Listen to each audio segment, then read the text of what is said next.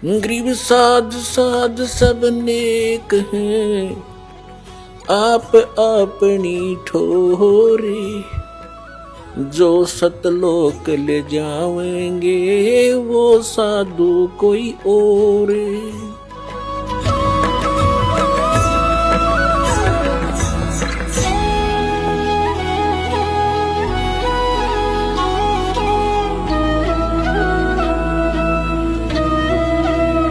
उधर से नीरू नीमा प्रतिदिन की तरह स्नान करने के लिए वहां से चले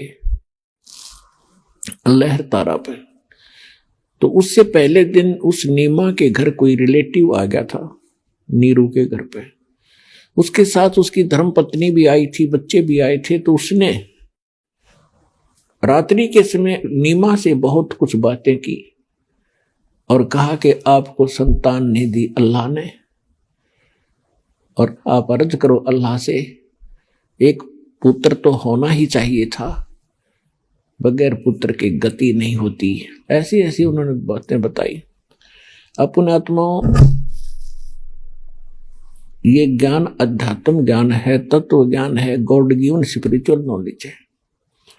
हम उस व्यक्ति को एक भाग्यवान मानते थे जिनका संतान हो, और संतान में भी पुत्र हो तो वो लकी है, अगर लड़की है तो भी हम उसको भाग्यवान नहीं मानते थे। ये हमारे धर्मगुरुओं की काल के प्रेरणा से उन्होंने हमारे अंदर ऐसी भ्रमणा पैदा कर रखी थी हमारे अंदर, कि जिनका संतान ना होती उनका तो जीवन हराम रहता था पूरी लाइफ में, और जिनका पुत्र ना होता उसको डरा डरा कर मार देते कि पुत्र बिना गति नहीं हो सकती। तो इस तरह की वो बातें हमें मूर्ख बनाने के लिए वो अज्ञानी बताया करते थे। और संसार का यानी जगत और भगत का आपस में जो विरोध रहा है, उसका कारण यही रहा है कि जो अध्यात्म मार्ग के विचार हैं वो संसार के विचारों से भिन्न होते हैं, उनके कति विपरीत होते हैं।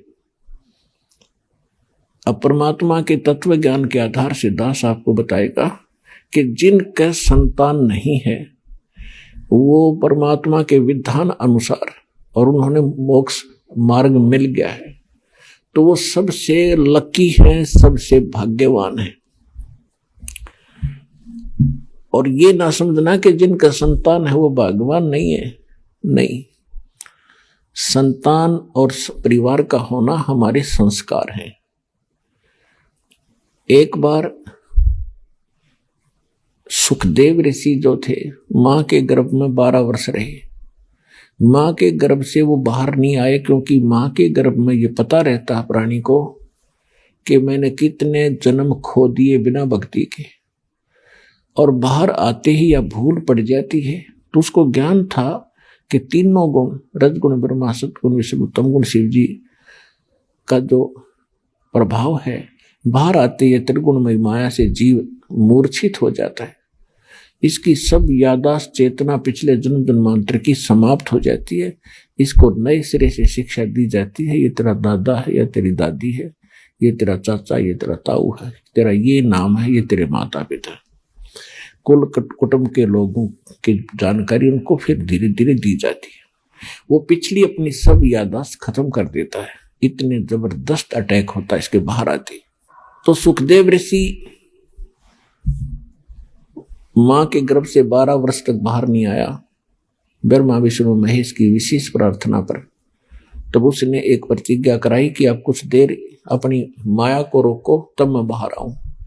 तो उन्होंने भी कहा ब्रह्मा विष्णु महेश जी ने कि हम ज्यादा समय तक माया को नहीं रोक सकते, हमारा शरीर फट जाएगा, हम केवल इतनी देर रोक सकते हैं, फ्रिक्शन ऑफ सेकंड।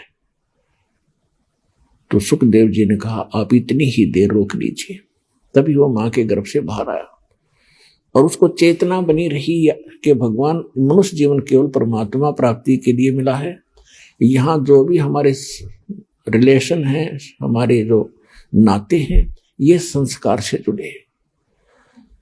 तो ब्रह्मा विष्णु महेश अंतर्ध्यान हो गए जब उनके पिता, क्योंकि वेद व्यास ऋषि हुए हैं, उनकी पत्नी के गर्भ से सुखदेव ऋषि का जन्म हुआ था। तो तो वेद व्यास जी बड़े विद्वान पुरुष थे, उनको पता था कोई योगी पुरुष है मेरी पत्नी के गर्भ में और 12 वर्ष से बाहर नहीं आ रहा है, तो ऐसे भगवान पुत्र के मैं दर्शन करूंगा, ऐसा अच्छा पुत्र मुझे प्राप्त होगा। इस आशा में वो 12 वर्ष तक उसकी इंतजार करता रहा। जब सुखदेव ऋषि मां के पेट से बाहर आया और अपनी और नाल को कंधे पर डाल के ऐसा ही उठकर चल पड़ा, बाहर आते ही 12 वर्ष का शरीर बन गया, अंदर सूक्ष्म शरीर से छोटे बालक का रूप था। अब व्यास ने कहा बेटा, क्योंकि मां के गर्भ में जब सुखदेव था तो उसकी माता को कोई परेशानी नहीं थी जो गर्भ के दौरान हुआ करती है माताओं को, तो जिस कारण से उस मां ने कहा था कि इस पुत्र का नाम मैं सुखदेव रखूंगी। सुखदेव, इसने मुझे दुख नहीं दिया, गर्भ में भी मैं सुखी रही। तो बाहर आते उसका नाम सुखदेव रखी रखा था। तो वेद व्यास जी ने कहा कि बेटा सुखदेव, एक बार मुझे दर्शन दे। वो पीठ करके चल पड़ा उठ के, और व्यास जी पीछे पीछे चल पड़ा कि बेटा 12 वर्ष तेरी इंतजार करी, अरे एक बार शकल तो दिखा दे। तो पीछे से ही मुड़ के नहीं देखा उसने सुखदेव ने, और कहा ऋषि जी ना जाने कितनी बार आप मेरे पिता बने और मैं आपका बेटा बना, ना जाने कितनी बार आप मेरे बेटा बने और मैं आपका बाप बना। ये बहुत बुरा झंझट है अब के मैं इस चक्कर में पड़ू को नहीं और आपके दर्शन भी नहीं करूं, कि ऐसा ना हो मेरी ममता आप में और माता जी में हो जाए। यूं कह के वो आकाश में उड़ गया। तो तब सुखदेव ऋषि ने कहा था, एक लेवा एक देवा दूतम और कोई किसी का पिता नहीं पूतम। ऋण संबंध जुड़ा एक ठाठा, अंत समय से 12 बाटा। ये तो आप और हमारे संस्कार जुड़े हुए हैं, इसलिए हम यहाँ अपने एक परिवार रूप में इकट्ठे हो गए हैं। मृत्यु के उपरांत ना जाने पिता कहाँ पशु बन रहा होगा, माता कहीं पक्षी बनी होगी, बेटा पता नहीं कहाँ और अन्य योनियों में घूम रहे होंगे अपने अगले संस्कार को पूरा करने के लिए।